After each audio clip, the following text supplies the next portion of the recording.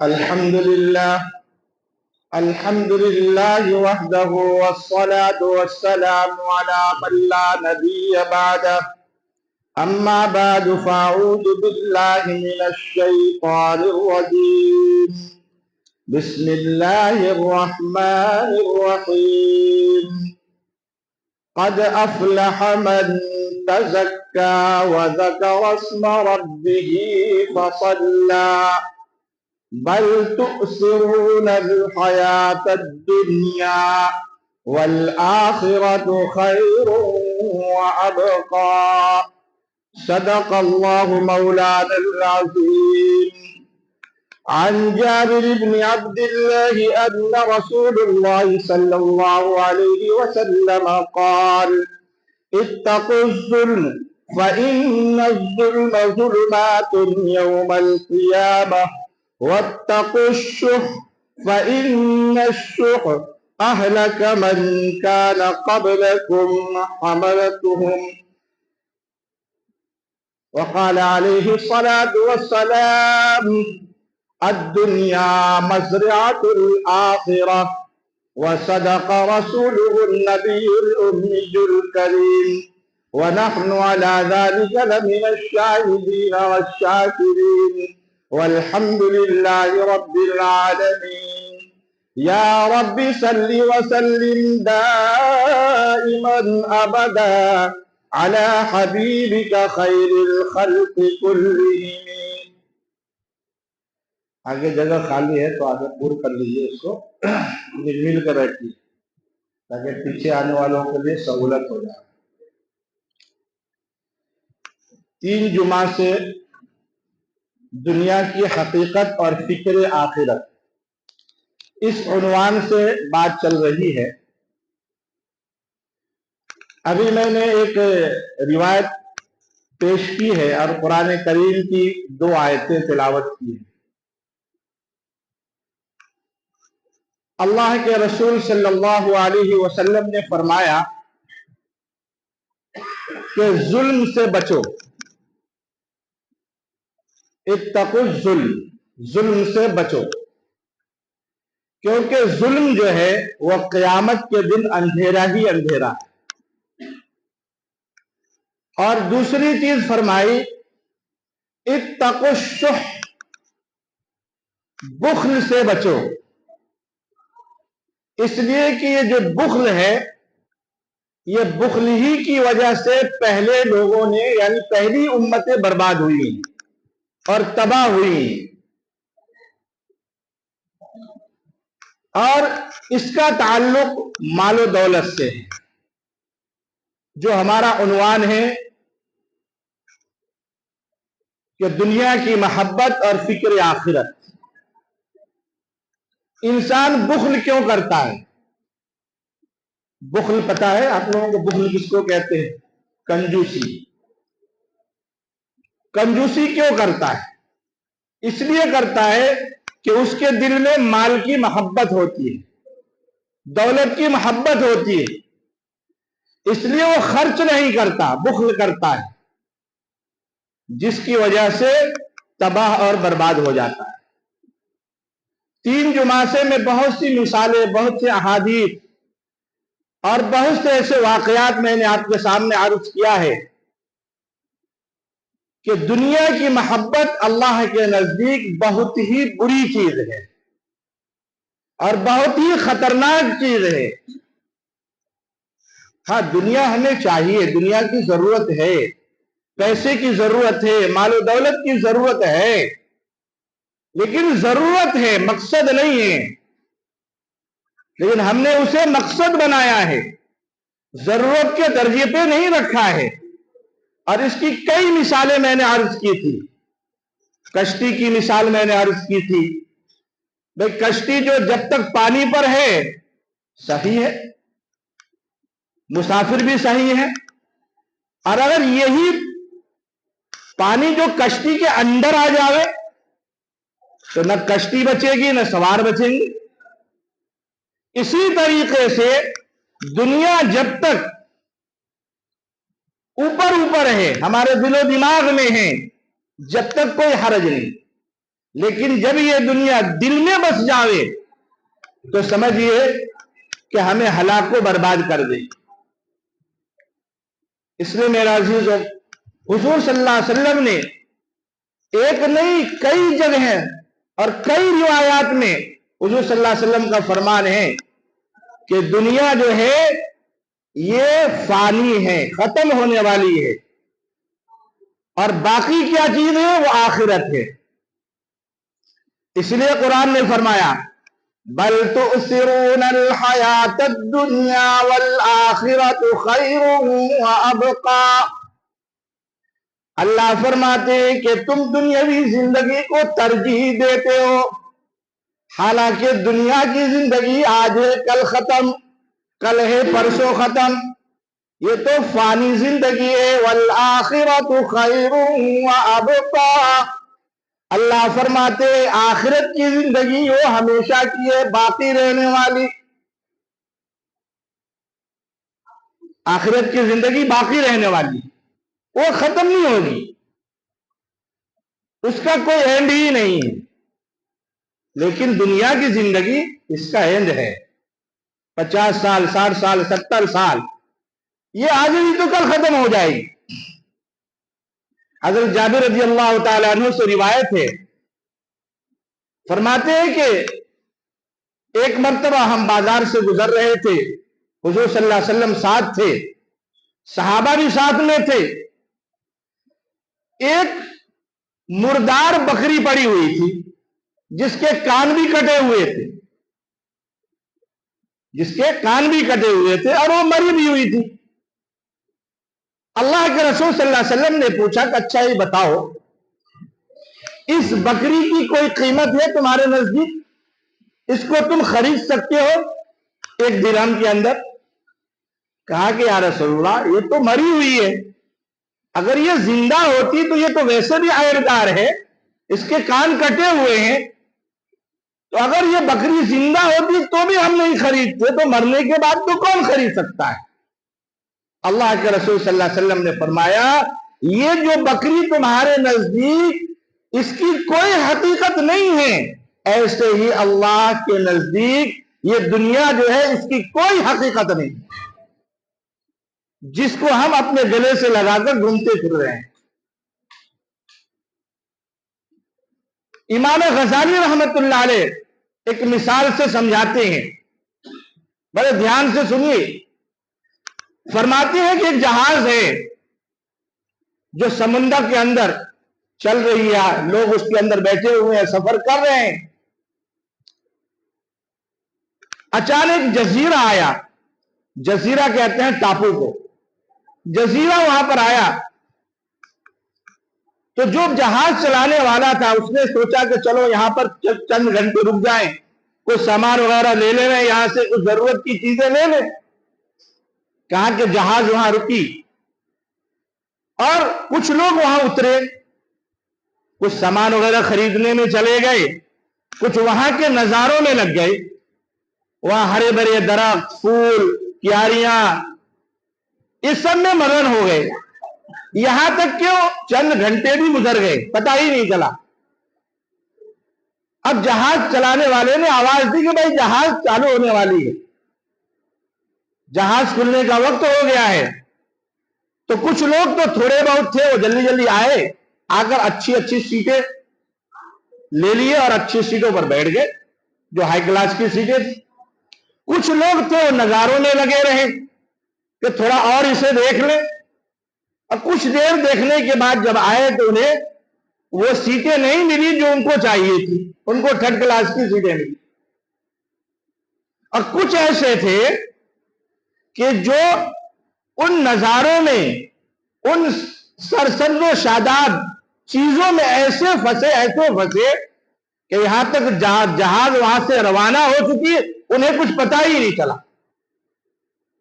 امام غزالی رحمت اللہ علیہ یہ مثال دے کر فرماتے ہیں کہ دیکھو دنیا کی زندگی بھی ایسی ہے.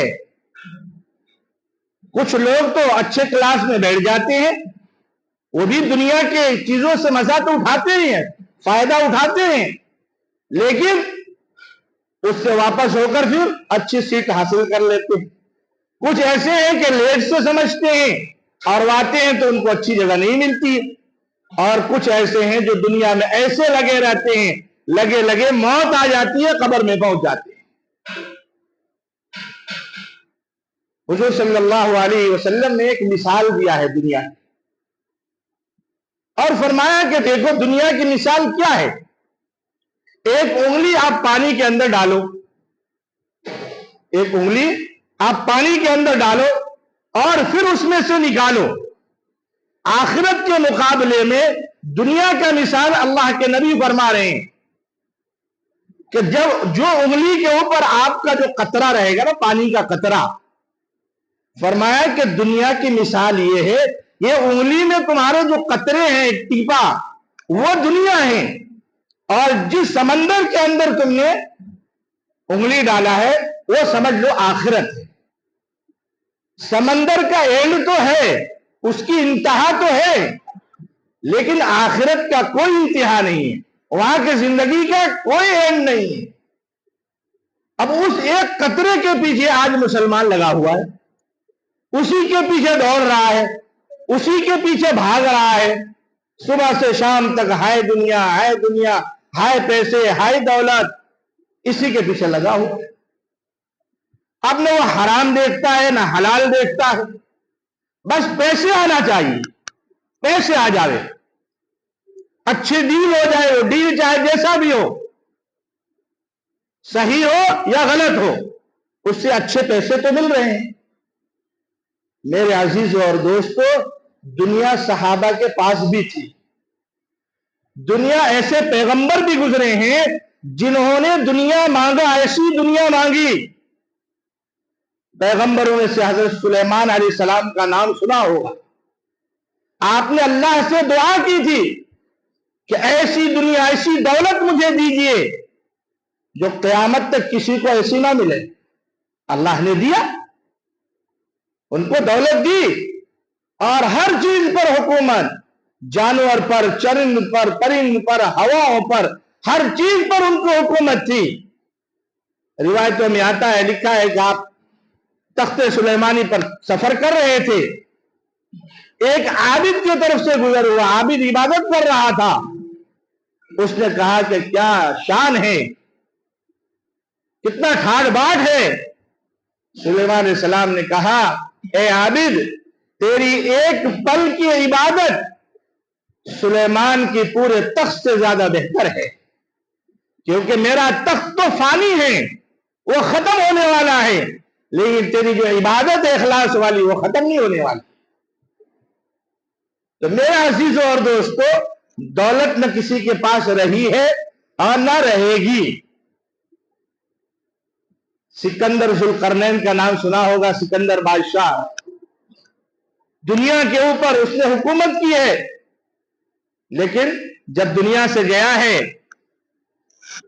تو کیا لے کر گیا ہے؟ کچھ لیا ہے؟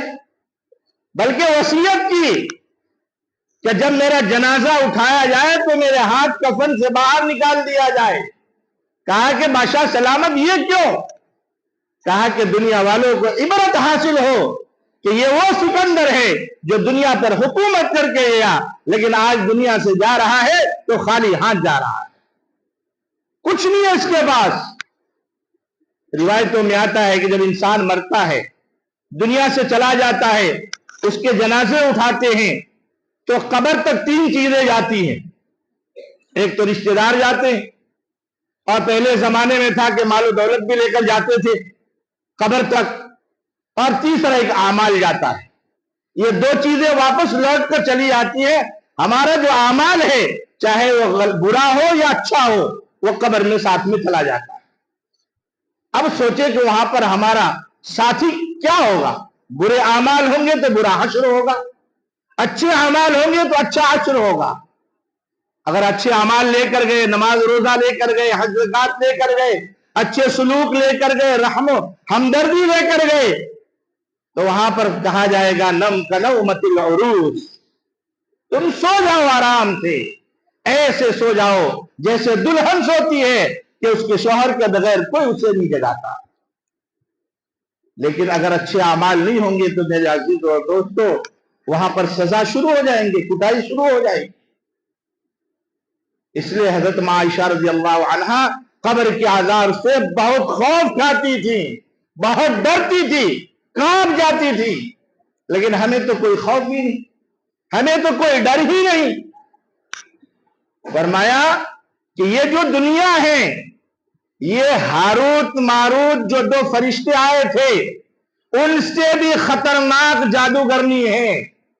ہاروت ماروت جو جادو لے کر آئے تھے، اس جادو کی وجہ سے آپس کے تعلقات ٹوٹ جاتے تھے، میاں بیوی کے تعلقات ٹوٹ جاتے تھے، لیکن دنیا ایسی جادوگرنی ہے کہ اس جادوگرنی کی جادو سے خالق اور مخلوق کا رشتہ ٹوٹ جاتا ہے، بندے اور خدا کا رشتہ ٹوٹ جاتا ہے، اتنی خطرناک ہے۔ اور آج ہم سب پر یہ جادو کی ہوئی۔ ایک واقعہ لکھا ہوا ہے، ایک بادشاہ تھا، اس کا ایک جوان لڑکا ایک غریب لڑکی سے شادی کر دی، بہت خوبصورت تھی، بہت خوبصورت، نہایت سلیقے مند۔ شادی ہو گئی۔ اب شادی ہونے کے بعد 1 سال گزر گئے، کوئی اولاد نہیں، پریشان بادشاہ، اچھا تہجد گزار تھا، اللہ والا تھا، نیک تھا، سوچنے لگا سال گزر گئے کوئی خوشخبری نہیں آئی، کسی اللہ والے سے دکھایا، معلوم پڑا کہ اس کے اوپر جادو کیا گیا ہے، اور ایک عورت ہے جس نے اس کے اوپر جادو کر رکھی ہے، اور وہ ہر روز اس عورت کے پاس جاتا ہے، آج تک اپنی بیوی کو صحیح نگاہ سے دیکھا ہی نہیں، اچھی نگاہ سے دیکھا ہی نہیں۔ پھر 2 رکعت نماز پڑھی، اللہ سے دعا مانگی کہ اللہ اس کا کچھ حل بتلا دیجئے۔ دعا کرنے کے بعد وہیں پر سو گئے، نیند آ گئی، خواب میں دیکھا کہ ایک قبر ہے، وہاں پر اس کے بال ہے، اس کے اندر گرے لگے ہوئے ہیں اور وہاں دبایا ہوا ہے۔ مختصر یہ ہے کہ جلدی اٹھے، اسے کھودا اور اسے نکالا، اور کچھ قرآن کی آیتیں پڑھی اور اسے پھونک مارا، اسے کھولا۔ جب اسے کھولا تو بچہ ایک دم اچھا ہو گیا، اور اس رات جو بچہ اپنے بیوی کے پاس گیا ہے اور اپنی بیوی کو جو نظر بھر کے دیکھا ہے وہیں پر بے ہوش ہو گیا۔ پوچھا کیا بات ہے، کیوں تم بے ہوش ہو گئے تھے؟ کہ بیوی اتنی خوبصورت تھی، تو 1 سال سے نہیں خوبصورت تھی؟ کہا کہ میرے اوپر جو جادو کیا گیا تھا، اس جادو کی وجہ سے میری عورت بری نظر آ رہی تھی، اور جس عورت نے میرے اوپر جادو کیا تھا وہ مجھے خوبصورت نظر آ رہی۔ اسی طریقے سے میرے عزیزو، اس دنیا نے ہمارے اوپر ایسی جادو کی کہ آخرت ہمیں بدصورت نظر آتی ہے اور یہ دنیا ہمیں خوبصورت نظر آتی ہے، اس لیے ہم دنیا کے پیچھے گھوم رہے ہیں، اس کے طرف چلے جا رہے ہیں۔ ایک ضعیف روایت ہے، فرمایا الدنیا جیفۃ وطالبها کلاب، یہ دنیا جو ہے یہ مردار ہے، اور اس کے حاصل کرنے والے، یہ لفظ ہے کہ وہ کتے ہیں، کتا سے تشبیہ دیا ہے۔ جس طریقے سے آپ دیکھے ہوں گے کہیں مردار پڑا ہوا ہو، کہیں ہڈیاں پڑی ہوئی ہو، یہ کتے کیسے اس کے اوپر ٹوٹ پڑتے ہیں، کیسے آپس میں لڑتے ہیں کہ کیسے بھی اس کو میں حاصل کر لوں، اور کتے ایسے لڑتے ہیں کہ کسی کو کھانے نہیں دیتے ہیں، وہ سوچتے ہیں کہ میں اکیلے اس کو ہڑپ جاؤں۔ دیکھا ہے نا آپ نے، دنیا دار بھی ایسے ہی کرتا ہے، وہ سوچتا ہے کہ ساری دنیا کی دولت مجھے ہی مل جاوے، کسی کو ملے یا نہ ملے، میرے پاس سب کچھ ہو جاوے۔ اور میں نے گزشتہ جمعہ کو بھی عرض کیا تھا، ہم اگر دولت میں، پیسوں میں، گاڑی میں، بنگلے میں اگر ہم سکون تلاش کریں گے، خدا پاک کی قسم اس میں سکون نہیں ملے گا، بالکل نہیں ملے گا۔ اور میں نے حضرت ابراہیم ابن ادہم کا واقعہ بھی سنایا تھا، اور کئی واقعات میں نے آپ کو سنایا تھا۔ آج مزدور کو دیکھیے، جائیے دیکھیے فٹ پاتھوں کے اوپر رات کو آرام سے نیند لے رہے ہیں، کچھ نہیں ان کے پاس لٹنے کا، چوری ہونے کے لیے کوئی خطرہ نہیں ہے، شام کو کمایا، صبح کو کھا لیا اور تکیہ بھی نہیں ہے، بستر بھی نہیں ہے، ہاتھ کا تکیہ لگایا، ایسی میٹھی نیند لیتے ہیں، 8 گھنٹے کی نیند لے کر صبح میں اٹھتے ہیں۔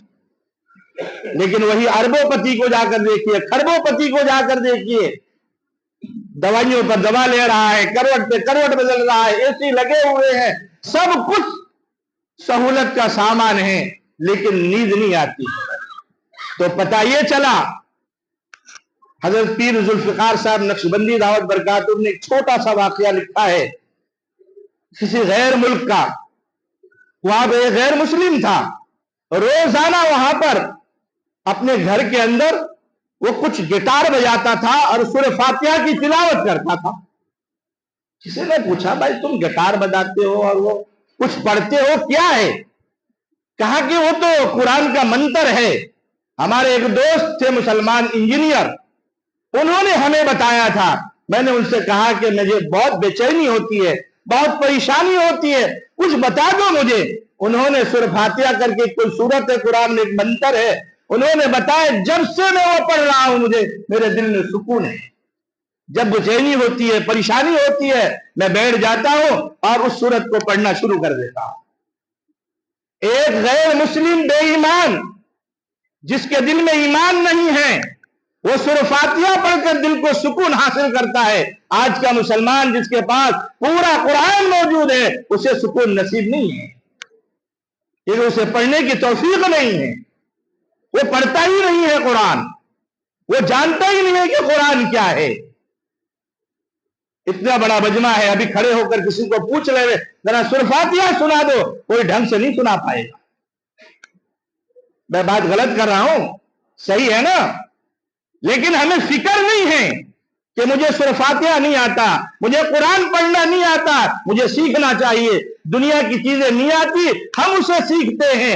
ایک انٹرویو دینے والا، اسے انٹرویو دینا نہیں آتا ہے، اسے انگلش بولنا نہیں آتا ہے، اسے انٹرویو کی فکر ہے، کیونکہ انٹرویو دوں گا، وہاں پاس ہو جاؤں گا، باہر جاؤں گا، اس سے پیسے حاصل ہوں گے، اس کے پیچھے محنت کر کے اس انٹرویو کو سیکھتا ہے۔ لیکن قرآن نہیں سیکھتا ہے کہ قرآن اگر پڑھوں گا تو کل قیامت کے دن یہ قرآن جو ہے میری سفارش کرے گا، مجھے جہنم سے نکلوائے گا۔ ابھی 2 دن پہلے تعلیم میں آیا تھا کہ ایک حافظ قرآن 10 اپنے خاندان کے 10 وہ لوگ جن کے اوپر جہنم واجب ہو چکی ہے، اسے سفارش کر کے جنت میں داخل کروائے گا۔ یہ حدیث میں ہے۔ تو میرے عزیز اور دوستو، کم سے کم ہم حافظ نہیں بن پائے، اپنے ایک بچے کو تو حافظ بنا دو۔ بچہ نہیں ہے تو اپنے گھر کے کسی خاندان کے ایک بچے کی کفالت لے لو، اسے حافظ قرآن بنا دو۔ آخرت میں اللہ کے سامنے کھڑے ہونے سے ہمیں ڈر نہیں ہے۔ وقت ہو رہا ہے، ایک چھوٹا سا واقعہ میں آپ کو بیان کر کے ختم کرتا ہوں۔ مسلم شریف کی روایت ہے، بخاری شریف میں بھی ہے۔ اللہ کے نبی فرماتے ہیں، ایک وہ جہنمی جو جہنم میں تھا، بہت پریشان، ویسے تو جہنمی پریشان ہوتی، لیکن وہ آخری درجے کا جہنمی، اس نے اللہ تعالیٰ کو پکارا کہ اے اللہ، یہاں بہت آگ ہے، بہت لپٹیں آ رہی ہیں، بہت تکلیف ہو رہی ہے، آپ سے گزارش ہے کہ اللہ مجھے جہنم کے کسی کونے میں ڈال دیجیے، وہاں تھوڑی کم گرمی ہوگی۔ کہا کہ اگر میں نے تجھے وہاں ڈال دیا، تیری بات مان لی، تو پھر آگے اور ڈیمانڈ کرے گا۔ کہا کہ نہیں اللہ، میں آگے ڈیمانڈ نہیں کروں گا، مجھے وہاں پر ڈال دیجیے۔ اچھا ٹھیک ہے، وہ کونے میں ڈال دیا۔ پھر کچھ دیر کے بعد خاموش رہا، پھر کہا اللہ یہاں بھی گرمی ہو رہی ہے، یہاں بھی آگ کی لپٹیں لگ رہی ہیں۔ وہاں سے ایک درخت دکھائی دیا، اس کو درخت نظر آیا۔ کہا کہ اللہ وہ درخت جو ہے نا، وہاں پر مجھے ڈال دیجیے، وہاں اچھی اچھی ہوائیں آ رہی ہے، بہترین ہوا آ رہی ہے۔ کہا پھر تو نے وعدہ خلافی کیا نا؟ کہا اب نہیں بولوں گا، بالکل اب میں ڈیمانڈ کچھ نہیں کروں گا۔ اچھا ٹھیک ہے، وہاں سے اٹھایا اور اس کو درخت کے نیچے ڈال دیا۔ اب وہاں سے جب نظر کیا تو جنت کے اچھے اچھے نظارے دکھ رہے ہیں، جنت دکھ رہا ہے۔ اب کہا کہ تھوڑی دیر چھپ رہا، پھر کیا کہ اللہ اب آپ یہاں تک لے آئے ہیں تو کم سے کم جنت کا سیر تو کرا دو۔ کہا کہ دیکھا کتنی بار تو نے وعدہ خلافی کیا نا، بار بار کر رہا ہے، نہیں اب میں کچھ نہیں کہوں گا۔ مجھے وہاں مت رکھیے گا، خالی سیر کرا دیجیے، سیر کرا کے پھر واپس ڈال دیجیے گا مجھے۔ تو اللہ تعالیٰ نے حکم دیں گے کہ اچھا ٹھیک ہے، جاؤ اس کو سیر کرا لو۔ جب وہ سیر اور کر لے گا تو کہے گا کہ اللہ جب یہاں تک لے آئے ہیں، آپ تو رحیم و کریم ہیں، آپ تو بہت معاف کرنے والے ہیں، اے اللہ مجھے یہ رہنے دیجیے نا۔ اللہ تعالیٰ کہیں گے چلو ٹھیک ہے، تم یہیں رہ جاؤ اور تمہیں دنیا سے 10 گنا بڑی جنت ہم دے رہے ہیں تم۔ تو کہے گا اللہ مجھے مذاق کر رہے ہو آپ، مجھ انسان کو دنیا سے 10 گنا بڑا؟ میں نے کہا ہاں میں مذاق نہیں کر رہا ہوں۔ میرے عزیزوں اور دوستو، ہمیں بھی اس پر یقین نہیں ہوتا ہے کہ اگر دنیا میں اچھے اعمال کریں گے، نمازیں پڑھیں گے، قرآن کی تلاوت کریں گے، درود شریف پڑھیں گے اور اپنی زندگی دینداری والا بنائیں گے تو اللہ ہمیں ادنا جنتی، وہ آخر میں جنت میں جانے والا، اسے 10 گنا، دنیا سے 10 گنا جنت اللہ ہمیں عطا کریں گے۔ لیکن جو اعلیٰ قسم کا ہوگا وہ، اس کو کیسی جنت ملے گی؟ تو میرے عزیز اور دوستو، دنیا کے پیچھے پڑنا ہم چھوڑ دیں۔ میں نے ایک مثال دیا تھا کہ بھائی دنیا کی مثال ایک سائے کی طرح ہے۔ آپ سائے کو پکڑ سکتے ہو، پرچھائی کو پکڑ سکتے ہو؟ ارے بولو بھائی پکڑ سکتے ہو؟ نہیں پکڑ سکتے ہو نا۔ لیکن اگر پرچھائی کو پکڑنا ہو تو کیا کریں گے؟ الٹا دوڑو، تو وہ پرچھائی ہم سے ہمارے آگے آگے دوڑے گی ایک دم ساتھ میں، اور اگر اس سے پکڑنا چاہیں گے تو ہم اس کے آگے اور اس کے پیچھے، وہ ہم سے آگے۔ ایسی دنیا ہے، اگر دنیا کے آگے پیچھے بھاگیں گے دنیا ہم سے بھاگتی چلی جائے گی، اور اگر دنیا کو پیچھے کے پیچھے چھوڑ دیں گے وہ ہمارے آگے آئے گی، وہ ہمارے پاس آئے گی۔ اس لیے میرے عزیز اور دوستو، جیسے میں نے عرض کیا، دنیا کوئی بری چیز نہیں ہے، مال و دولت کوئی خراب نہیں ہے، لیکن دینداری کے ساتھ، حلال کے ساتھ۔ پیسہ ہے اللہ کے راستے میں خرچ کرو، دین کے کام میں خرچ کرو، کسی غریب کی مدد کرو۔ یہ نہیں کہ پیسہ ہے تو شراب کباب میں لگا رہے ہیں، شادیوں میں فضول خرچی کر رہے ہیں، دوسرے رسم و رواج میں فضول خرچی کر رہے ہیں، کیونکہ ہمارا پیسہ ہے۔ میں نے کہا بھی تھا کل قیامت کے دن ایک قدم آپ کا نہیں بڑھے گا جب تک اللہ کے یہاں جواب دہی نہیں ہوگی کہ تم نے کہاں سے کمایا، کہاں خرچ کیا۔ آپ کا پیسہ ہے تو آپ کی مرضی نہیں چلے گی کہ آپ جہاں چاہے اسے خرچ کر دیں۔ اس لیے میرے عزیز اور دوستو، 4 جمعہ ہو گئے اس کے اوپر بیان کرتے کرتے، بھائی آخرت کی فکر کرو، دنیا کو پیچھے چھوڑو، ضرورت کی مقدار کماؤ۔ اگر پیسہ ہے کسی کے پاس، غلط راستے میں مت خرچ کرو، اللہ کے راستے میں مدرسوں میں دو، غریب بچوں کو دو، بیواؤں کو دو، مساجد میں دو، جو ہاسپٹلوں میں چلے جاؤ، وہاں پہ دیکھو کتنے ایسے لوگ ہیں جو دوا کے لیے بلکتے ہیں، تڑپتے ہیں، پیسے نہیں ہیں۔ وہاں جاؤ، ہفتے میں 1 دن چلے جاؤ، وہاں معلوم کرو کس کو دوا کی ضرورت ہے، کس کو کھانے کی ضرورت ہے، کس کو کس چیز کی ضرورت ہے۔ یہ اصل ہے دین کا کام۔ نماز پڑھو، قرآن پڑھو، تسبیحات پڑھو، صبح شام درود شریف پڑھو۔ اللہ تعالی ہم سب کو کہنے سننے سے زیادہ عمل کی توفیق عطا فرمائے۔ بھائی کتنے لوگوں نے درود شریف پڑھی پورے ہفتہ؟ 100 مرتبہ؟ ماشاءاللہ، سبحان اللہ۔ اللہ تعالیٰ قبول فرمائے۔ جتنے لوگ باقی ہیں جو نہیں پڑھ رہے ہیں ان سے بھی گزارش ہے کہ درود شریف پڑھیں، اور اس کے ساتھ 2 چیزیں اور ملا لیں تو بہتر ہے، استغفار اور تیسرا کلمہ۔ نہیں آتا ہو تو آپ سیکھ لیں، اپنے یہاں کے علماء سے سیکھ لیں، موبائل میں ہے موبائل سے سیکھ لیں۔ آپ سیکھ سکتے ہیں نا، موبائل سے غلط کام کر سکتے تو اچھے کام بھی تو کر سکتے ہیں نا۔ تو صبح شام 1 تسبیح درود شریف کی، 1 تسبیح تیسرے کلمے کی، اور 1 تسبیح استغفار کی۔ بڑا والا استغفار نہیں پڑھ سکتے، استغفر اللہ استغفر اللہ استغفر اللہ استغفر اللہ استغفر، کتنا ٹائم لگتا ہے بھائی؟ 1 سیکنڈ سے بھی کم لگتا ہے ایک بار پڑھنے میں۔ درود شریف صلی اللہ علیہ وسلم صلی اللہ علیہ وسلم صلی اللہ علیہ وسلم صلی اللہ علیہ وسلم، کتنا ٹائم لگتا ہے؟ لیکن ہم کرنے جائیں تو، اگر نہیں کرنا ہو تو بہانے ہزار ہیں۔ اس لیے میرے عزیزوں، کچھ اپنی زندگی میں بدلاؤ لاؤ۔ ساری دنیا بدل رہی ہے، ہم نہیں بدل رہے ہیں۔ اس لیے حضرت مولانا مکی صاحب دامت برکاتہ نے فرمایا تھا کہ زمین بدلی زماں بدلا، زمیں بدلی زما بدلا، مکی بدلی مکہ بدلا، نہ میں بدلا نہ تو بدلا، تو پھر بدلا تو کیا بدلا؟ پھر کچھ نہیں بدلا۔ ہمیں بدلنے کی ضرورت ہے۔ اللہ ہم سب کو عمل کی توفیق عطا فرمائے۔ وآخر دعوانا الحمدللہ رب العالمین۔